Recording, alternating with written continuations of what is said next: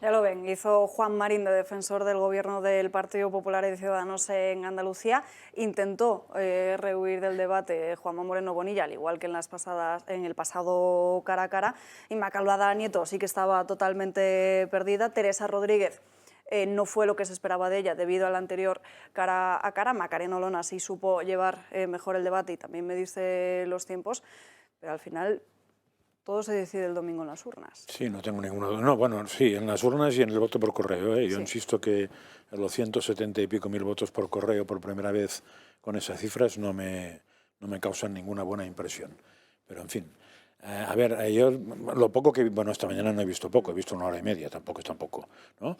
Me da la sensación de que Moreno Bonilla, Juanma sigue como estaba, que es desde una posición muy segura, porque las encuestas le son favorables y me parece que los resultados de Andalucía también, porque ha pasado de ser una comunidad en rojo a una comunidad más bien en ascenso y en verde, con lo cual eso es fácil de sacar pecho, ¿no? Y lo hace tampoco, lo hace muy natural, me parece que está jugando muy bien ese puesto. Macarena Olona creo que ha cambiado el tono, a mí el primer tono no me gustó, me pareció un tono muy distante. No sé si entre chulesco, distante, frío o tal, creo que no era su tono. Y ayer la vi en un tono mucho mejor, dentro que todavía es mejorable, ¿no? Y Juan Marín, que todo el mundo lo pone a caer de un burro, yo creo que está haciendo lo único que tiene que hacer, que es intentar arroparse al PP y que le caiga algo, porque sin el PP no tiene ningún futuro, y entonces pues tiene que vender el mismo producto que vende el otro, venderlo, que él ha contribuido, cosa que además estoy convencido que es verdad. Que Ciudadanos ahí, así como en Castilla y León la lió todo el rato porque tenían un tío muy peculiar, ahí Juan Marín es un señor que hace que se adapta, porque ha sido de todos los partidos posibles habidos y por... Bueno, todos no, pero bastantes, ¿no? Estuvo gobernando con el PSOE, ha estado gobernando con el PP, no parece que moleste a unos ni a otros, o sea, debe ser un socio cómodo. Y creo que es lo que vende, igual eso le salva un escaño o dos, yo no, pero si fuera de otra manera estaría fuera de juego. Y el resto, como tampoco me interesa el mensaje de lo que dicen, no soy capaz de enjuiciar a un socialista porque es una cosa muy opuesta a mí.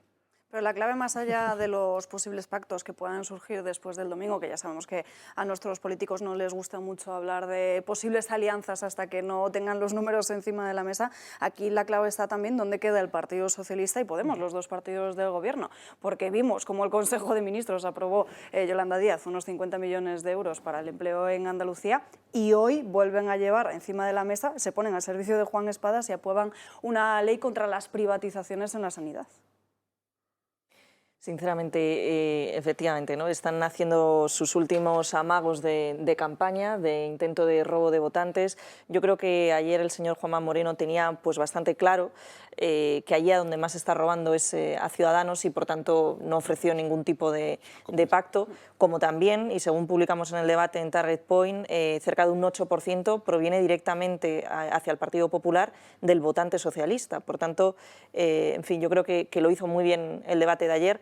Cuestión en la que coincido también es que Macarena Olona relajó el tono. Es inevitable que con ella fuesen los enfrentamientos, ¿no? por el tipo de candidatos que concurrían al segundo debate de ayer, pero relajó el tono, algo que le benefició. Y por otro lado, Teresa Rodríguez se equivocó. Hizo un primer gran debate, como vimos y seguimos todos. Sin embargo, en este segundo decidió entrar en una confrontación en lugar de seguir ese mensaje papista a lo Pablo Iglesias que hizo en el primer debate y que tan buen resultado le granjeó. Por tanto, bueno, yo creo que el debate estuvo mucho mejor que el primero y bueno, no nos podemos olvidar que al fin y al cabo el votante que es más fiel a su partido a día de hoy es el votante del Partido Popular, como también tiene un buen resultado Vox, y que aquel que más desprecia y que por tanto podría moverse por completo el sentido del voto, aunque se sienta de izquierdas, es el votante socialista. En cualquier caso coincido en que no será hasta el lunes cuando de verdad empecemos a tener una idea más clara de lo que puede llegar a suceder en Andalucía. Ministro. No, yo no vi el debate. Ayer tuve mi propio debate en la cadena SER con una representante muy cualificada del Partido Socialista, además andaluza, que es Carmen Calvo, y con Pablo Iglesias, que es el otro protagonista por el guirigay que tienen en lo que se llama la izquierda del Partido Socialista Obrero Español, en el llamado espacio Yolanda Díaz, que no deja de ser más que un protectorado creado por Sánchez para recoger los votos que él sabe que está perdiendo. He leído las crónicas, conozco bien a Juanma Moreno y me da la impresión, lo discutió en Comité Ejecutivo Nacional, como es natural, él ha hecho una campaña muy andaluza. Son unas elecciones de una comunidad autónoma y lo que quiere centrarse es en los problemas de la comunidad autónoma, mucho más que fijarse en problemas nacionales, como ha hecho Macarena Olona, probablemente por desconocimiento del terreno, y fijarse en los logros del gobierno de la nación, que es lo que ha intentado hacer Juan Espadas, a mi juicio con error, porque el crédito de Sánchez no puede estar más bajo en estos momentos. Pero es que el Partido Socialista andaluz tiene una gestión muy difícil de defender. Es que estuvieron 36 años en el gobierno.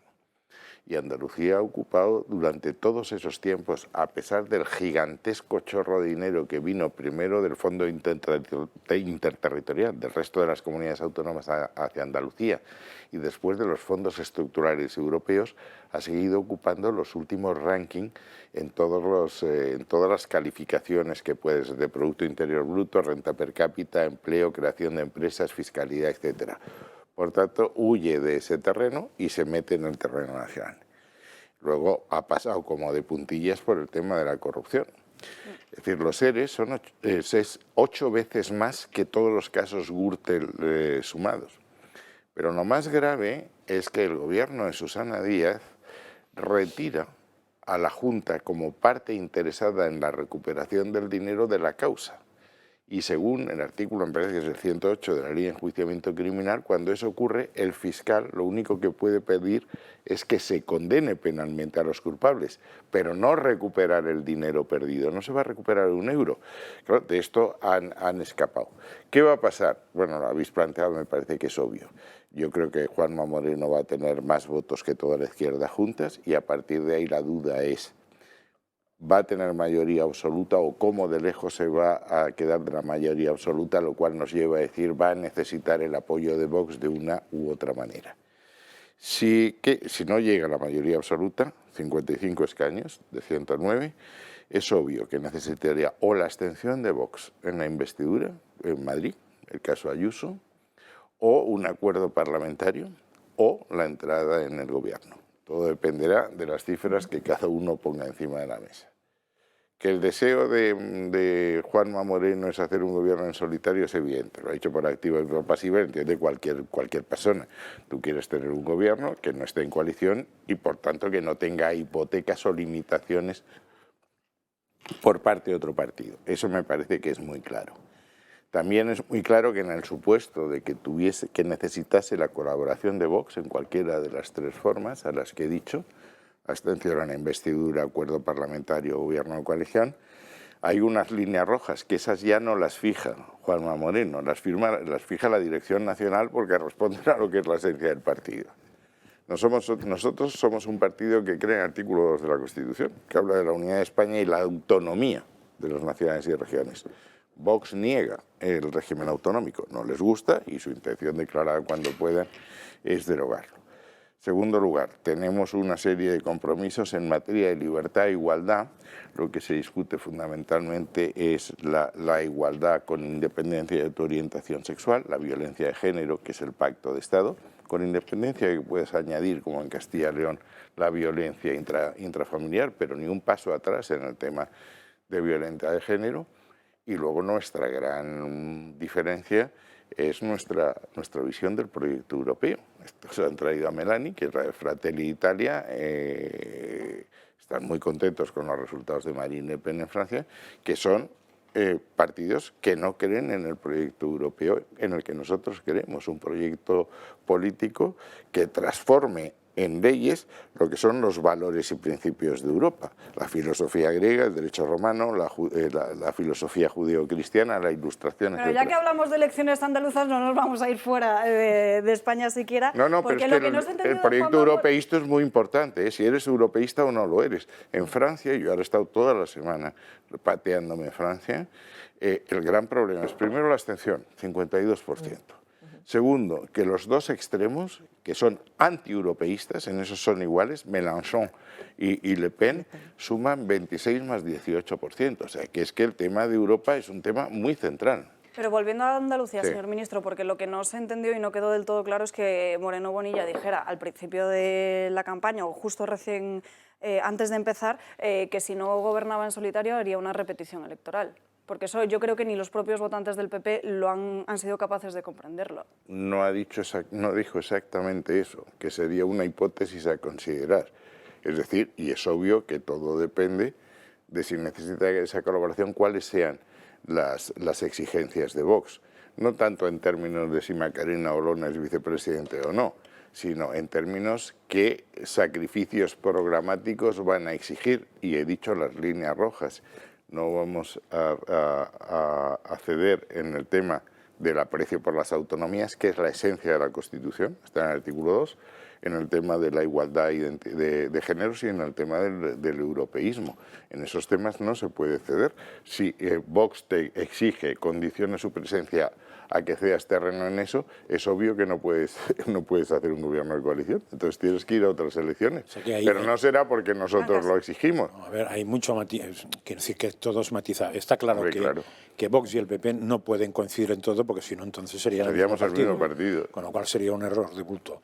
Está claro además que es muy importante que tengan diferencias claras, no incompatibles, de gobierno, pero muy claras, porque, entre otras cosas porque es que lo que pretenden es gobernar a base de abrir el espectro de votos. Entonces, cuanto más diferencias claras, mejor, pero compatibles, ¿no? Entonces, por poner un ejemplo, el tema autonómico. Pues claro, en el tema autonómico, Vox al principio dijo que no quería autonomías, después dijo que las quería más suavizadas, después parece que vuelve a decir que no las vuelve a querer. Bueno, yo creo que ahí se tiene que aclarar un poco, pero hay un asunto muy fácil, que es España es imposible sin autonomías. Me parece que eso es un tema evidente. O sea, tú ahora quitas el tema autonómico y desaparece, se organiza un carajal y se va todo a freír espárragos. Porque fueron no una cesión, fue el artículo 8 y etcétera, no fue una cesión. No, el 2. Y el 2, por ningún motivo tal, sino fue una cesión necesaria. O sea, si no se producía esto, no había constitución, ni había paso de la dictadura a la democracia. Es un asunto muy simple. Bueno, Entonces, Vox lo que otro plantea asunto es si también... las embridas o no, otro asunto es si las ordenas. Claro, de la misma manera que educar a todos no quiere decir que todos sean idiotas y enrasar por abajo, que hay autonomías no quiere decir tirar el dinero en las autonomías.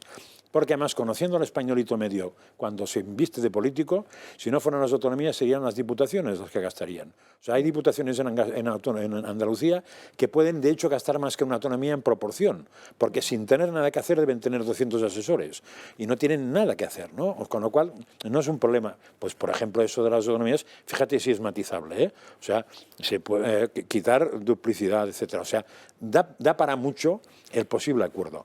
Ahora, me parece que es clave que de Andalucía, lo mismo que ha sido clave de Castilla y León, lástima que ha sido tan poco el espacio de tiempo, se pueda demostrar que esos dos partidos pueden hacer políticas que a la gente le vaya bien desde la diferencia, porque no son lo mismo. Pero claro, esto hay que demostrarlo con hechos, ¿no? Y en el tema, por ejemplo, de la violencia, es muy fácil. Ahí hay una premisa. O sea, el hecho de que el hombre esté castigado en la legislación, simplemente por mucho que el Constitucional no lo dijera, es anticonstitucional. Y eso, llevado a Europa, dura un minuto, porque ya una vez Europa ha hablado del tema de las pensiones, de que no pueden ser distintas al marido que a la mujer, con lo cual, evidentemente, la otra ley no tiene ningún futuro. Ponerse de acuerdo en modificar eso tampoco sería un problema para rasgarse nadie las vestiduras, porque hasta Alfonso Guerra, cuando lo ha declarado tranquilamente de que es anticonstitucional y que le tomaron el pelo, no, de que fue una presión política sobre el tribunal. O sea, hay muchos puntos de unión, insisto, con la separación oportuna de ser dos partidos distintos y bastante distintos. Dejadme que salude, que se incorpora a nuestra mesa Miguel Gutiérrez. Muy buenos días. Muy buenas, Alba, ¿qué tal? Bueno, ya ves, estábamos hablando de las andaluzas y de las diferencias entre Partido Popular y Vox. ¿Cómo ves el panorama? Sí, bueno, pero que haya diferencias es lógico, ¿no? Ya lo han comentado los contertulios, que es que son dos partidos distintos al final, pero que tienen que entenderse. O sea, están condenados a entenderse porque, dada la fragmentación parlamentaria, ahora mismo no hay para que gobierne una lista en solitario, por lo tanto tienen que sumar tanto el Partido Popular con Vox, y esto me temo que va a ser a nivel autonómico en muchos sitios y a nivel nacional, porque el anterior socio se ha muerto, Ciudadanos se ha muerto. Por lo tanto, van a tener que sumar y entenderse, y en Castilla y León se está haciendo muy bien. Ayer anunció Juan García Gallardo que iban a reducir las subvenciones a los sindicatos en un 50%. Yo creo que eso el votante del Partido Popular, el votante de Vox lo ve bien. Son cosas que se pueden entender e ir mejorando, ¿no? 20 millones de euros que se va a ahorrar la Junta, por ejemplo, ¿no? Entonces, creo que en Andalucía sería ya un paso ya muy premonitorio de lo que viene, ¿no? Porque ya es una comunidad autónoma, sin menospreciar ni muchísimo menos a Castilla y León, muy grande, muy importante, y sí que si ahí se entienden, pues ya sí que puede haber una esperanza de cambio para echar a Sánchez y a sus socios, porque al final de esto se trata, en definitiva, de todo el año que están haciendo, que se acabe, y ya luego que se entienda el Partido Popular y Vox, que seguro que se puede llegar, aunque haya esos puntos de fricción que mencionaba Margallo. Sí, a mí me gustaría apuntar sobre el debate que se ha abierto hace apenas 2 minutos, ¿no? Sobre la cuestión de dilapidar o no el sistema de las autonomías. Evidentemente, bueno, pues es una atrocidad, al menos tal y como se plantea de cero, primero porque es imposible, porque habría que modificar efectivamente la Constitución española. Para ello, el gobierno que estuviese, ¿no?, en el poder tendría que estar dispuesto a dejarlo, volver a votar por unas mayorías muy amplias, en fin, sería imposible, pero eso no impide, ¿no?, que para los que hemos nacido bajo este Estado autonómico, que al final lo que ha creado ha sido unas grandes desigualdades entre unas partes y otras del territorio. Lo podemos ver, por ejemplo, en cuestiones como la que hemos abierto hoy, ¿no?, en cuestión como la educación. Hay unas diferencias brutales entre una región y otra. Pues en este tipo de cuestiones sí que es posible, por ejemplo, y algunos partidos lo plantean, devoluciones competenciales al Estado. Y eso sería, yo creo que, vamos, una petición muy loable y muy beneficiosa para el conjunto de los españoles, para no crear ciudadanos de primera y segunda que, como les sucede a los andaluces, ¿no?, a colación ahora que estamos analizando por la campaña electoral andaluza, que tienen que movilizarse y salir de allí de donde han nacido, que no tendrían por qué hacerlo. Eso en primera cuestión, ¿no? Y luego también el euroescepticismo, ¿no?, que proclama Vox. Es verdad que pasó de negar Europa a simplemente declararse euroescéptica, pero también es verdad que más allá de lo que nos proponen unos y otros partidos políticos, los analistas tenemos que mirar qué es lo que quieren los votantes, porque al final es el conjunto de la ciudadanía la que ostenta el poder soberano sobre los líderes. Y si, por ejemplo, ¿no?, como bien ha apuntado García Margallo, en el ámbito francés, pues hay una amplia mayoría que está ya votando por otras opciones que plantean, ¿no?, o que ponen en cuestión ciertas políticas de la Unión Europea, yo creo que es necesario escucharlo. Y en España también está sucediendo, que se lo digan a las economías domésticas, ¿no?, esa imposibilidad de llegar a fin de mes, que le digan si han tomado algún tipo de ayuda europea, o a todas esas personas que han vivido el campo durante tantos años, que han recibido ayudas. Fernández Mañueco lo prometió para Castilla y León: no, haremos todo lo posible porque en 2023 llegan esas ayudas al campo. Oye, pues genial, pero es que luego ese dinero se debe, y esa dependencia, esa imposibilidad de poner en la agricultura y de poder cultivar nuestros campos, que esto, por ejemplo, es un mensaje que enarbola Vox y que lo dijo mucho durante su campaña de Castilla y León y lo dice ahora, ¿no?, en la campaña andaluza. Bueno, pues es que hay cuestiones que provienen de la Unión Europea que es necesario empezar a crear un debate y empezar a considerar si nos merecen o no nos merecen la pena. Y yo un matiz que te diría en el tema de educación que has dicho, no tengo claro que hace 40 años hubiera menos diferencias que hay ahora. No tengo nada claro. Había más diferencias en el tema educativo. ¿Pero dices en cuanto a las personas escolarizadas o en cuanto a las competencias que recibimos? En cuanto al Porque sistema. La selectividad mismo, yo cuando la estudié y la cursé, no era lo mismo hacerla en Madrid que en Andalucía. Tú no eres 40 Me refiero años, a esta segunda tú no eres cuestión. 40 años. Yo estoy comparando no la democracia, sino la democracia de la anterior. La diferencia era mucho más abismal. Por supuesto, claro que sí. Otra cosa distinta, Claro que sí. otra cosa distinta es que, y precisamente no por autonomía, sino por el Estado, el nivel ha bajado tanto que ahora son todos burros. Eso es distinto. Pero tienen todos un instituto. Antes tenían instituto 4. Y nacer en Cataluña era poder estudiar casi en todos los sitios. Y nacer en no sé dónde era no comerte un rosco de roscos. Coincido contigo, pero sí que, había un gran cambio mejor. Claro, pero de ahí a las materias que se imparten. Sí, pero el cambio mejor ha sido. Pero el cambio a peor ha sido justo en aquello que ha dependido del gobierno central. O sea que lo de devolver las competencias habría que ver qué competencia, porque la que tiene el gobierno central, que es el sistema educativo, es el que se ha ido al carajo. Y la tiene el gobierno central, no las autonomías. Por ejemplo, en España no hay 17 sistemas. La exigencia a la hora de pasar ciertos exámenes que son iguales para toda España. Yo creo que en eso estamos de acuerdo. Una EBAU común, por ejemplo, es evidente, que hubiera evaluaciones externas al sistema educativo. Sí, pero eso sí, claro. Vamos a ver, que el régimen autonómico es la esencia misma de la Constitución, lo demuestra que esté en el artículo 2, no en el artículo 8. El artículo 8 es el de las Fuerzas Armadas. El 2 dice que la Constitución se fundamenta, subrayo, se fundamenta en la indisoluble unidad de España, patria común indivisible, sin perjuicio del reconocimiento de las autonomías de nacionalidades y regiones. Por tanto, el querer destruir, demolir el Estado autonómico es demoler el fundamento mismo de la Constitución y con ella todos los artículos. ¿Que hay defectos? Por supuesto. En Telegrama hay que hacer del Senado el foro donde se entiendan las comunidades autónomas con la administración central y entre ellas no tener que recurrir a estas conferencias de presidentes que son parches para remediar este problema. Segundo, la distribución de competencias. Desde luego en educación, te recuerdo que la ley Wert que nosotros aprobamos tenía pruebas comunes, me parece que ese es el camino y que espero que en algún momento lo tengamos también en Europa para favorecer la movilidad de trabajadores. Y tercero, la financiación autonómica, que es la que crea esos desagravios. Pero el problema es de los políticos, es que en 2014 ya se tenía que haber revisado la financiación autonómica porque había caducado el sistema quinquenal anterior. Europa. La visión de Europa del Partido Popular y Vox son radicalmente diferentes. El PP es la fuerza central del europeísmo desde los padres fundadores, todos, desde Adenauer, Schuman, etc. Vox, por boca de su fundador en la moción de censura en el Congreso, que no parecía una ocasión menor, dijo que la Unión Europea que nosotros queríamos, esta unión más política, era similar a la Unión de Repúblicas Socialistas y Soviéticas, la China de Mao o la Europa de Hitler, cosa que despertó el entusiasmo de mis colegas en el Parlamento Europeo. ¿Que hay que corregir el proyecto europeo? Sin duda. Pero yo os pregunto, ¿qué hubiese sido de España con la crisis de Lehman Brothers si Draghi no hubiese dicho vamos a hacer todo lo que sea necesario para que el euro y fueron 100.000 millones de euros que nos permitieron rescatar un sistema financiero que estaba absolutamente quebrado? ¿Qué hubiese pasado ahora en la crisis del COVID? Que no hubiésemos podido comprar vacunas. Si no hubiese comprado Europa centralizada, un país como el nuestro, de 46 millones de habitantes y con una renta media, no hubiese podido competir en los mercados.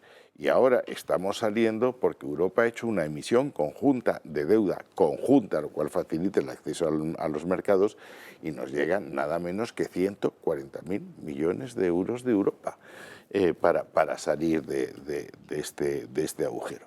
Por tanto, yo creo que ahí eso es poco discutible y que las diferencias son evidentes. A mí no me gusta la política de bloques, no me ha gustado nunca.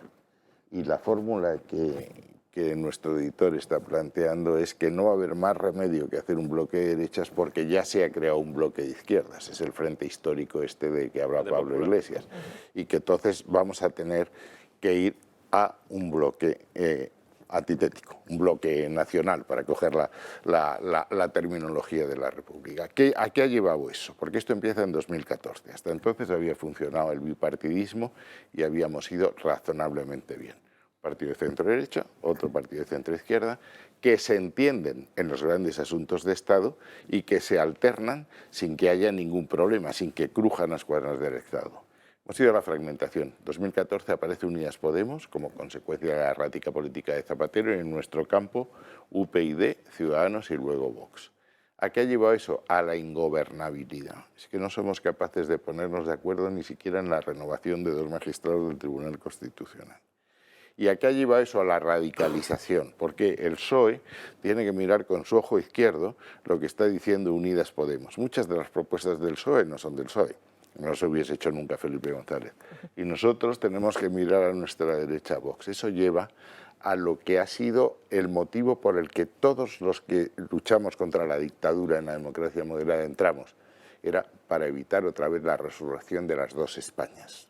Y de aquí nos tenemos que ir a una breve pausa de publicidad y a la vuelta responde Miguel. Pero antes, ya se me olvidaba, consumir jamón curado puede reducir el riesgo cardiovascular. Sí, lo han escuchado bien. La empresa El Pozo Alimentación, el CSIC y la Universidad Católica San Antonio han realizado un estudio de investigación científica que así lo demuestra. El consumo de jamón de larga curación y contenido reducido en sal disminuye la tensión arterial debido al aporte de péptidos bioactivos con capacidad de reducir esa tensión arterial. Concretamente en aquellas personas que tienen esa tensión ligeramente elevada. En este mismo estudio se sugiere que su consumo regular, el metabolismo glucémico y el perfil lipídico en personas que presenten niveles elevados de colesterol y glucosa en sangre. Este proyecto se ha llevado a cabo durante los 5 últimos años y los resultados han sido publicados en varios artículos científicos, así como presentados durante un 10º Congreso Mundial del Jamón que se está celebrando en estos días en Segovia. Pausa para publicidad y enseguida volvemos.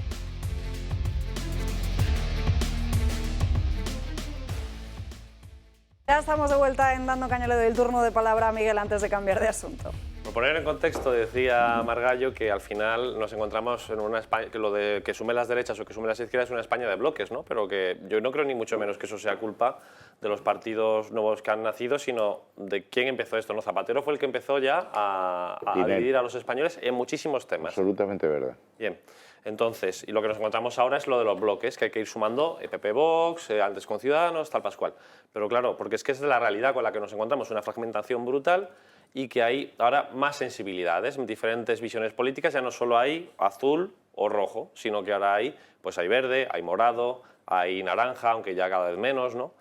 Entonces, al final es no tanto por fragmentar, dividir a las dos Españas, como has dicho, sino porque es la aritmética parlamentaria y es la realidad con la que nos encontramos, que también hay que decir que posiblemente Vox no existiría si el Partido Popular hubiera cumplido con su programa electoral o si no hubiera habido casos de corrupción en un lado y en otro, etcétera, etcétera. Es decir, que esto no es culpa de los nuevos, sino de los antiguos, y que yo creo que hay que respetar esas sensibilidades y luego pensar qué quiere un votante del Partido Popular, qué quiere un votante de Vox. Que Sánchez, Podemos y los separatistas no gobiernen de ninguna manera. ¿Qué hay que hacer para eso actualmente? ¿Qué es lo que hay?